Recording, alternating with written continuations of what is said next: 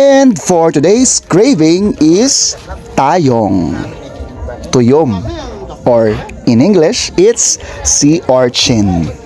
Kaya syempre, hindi kita kauyon, no? Nag-video-video lang ako ya. Samtang sila nagkakaon, no? Kaya hindi kami niya friends sang tayong paman ever since the day begun, since the world is chicken. Basta.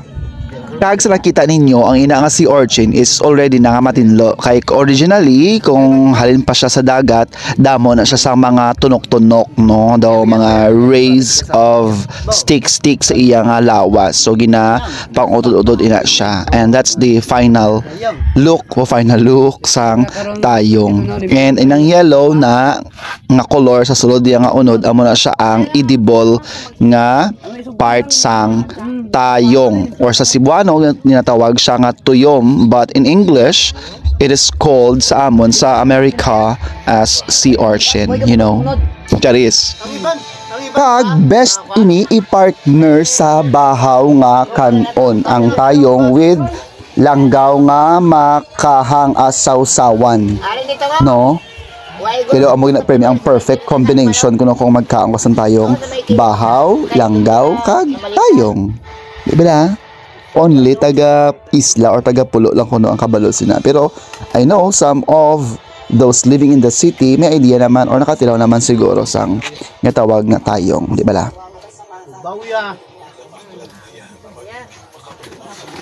Tabla kay masalon, tabla sa kabanyera kag tunga. Ila tayong akon fried chicken.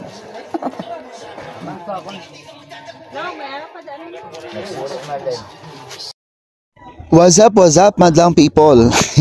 Joke lang.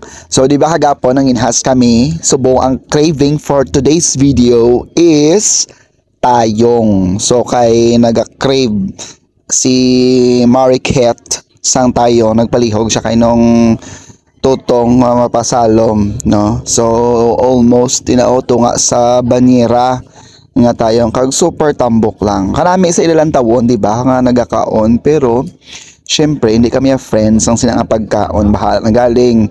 Biskan laway taya may mga bagay man yang ginapislian naton nga hindi taya kaya nga kanon.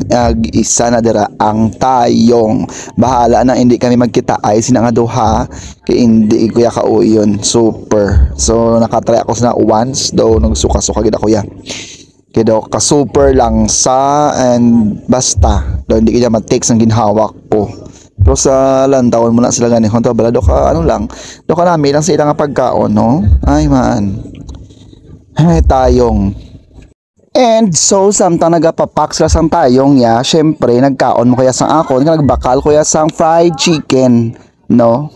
So isa pa gina, no, sa mga perks of living here in Gigantes Islands kay hindi mo kinahanglan nga magbakal, magasto permi para lang makakaon ka or makasudaan ka sa mga seafood products nga ari diri. Kay may still niara man Japon mga seafood products nga makuha mo lang ya libre without spending a lot of money nga makatilaw ka. Pero kung turista kaya syempre you need to spend money para makakaon ka sa mga managmi nga seafood products diri. And once again, salamat kay nung tutong isko, no? So, dali and bye-bye!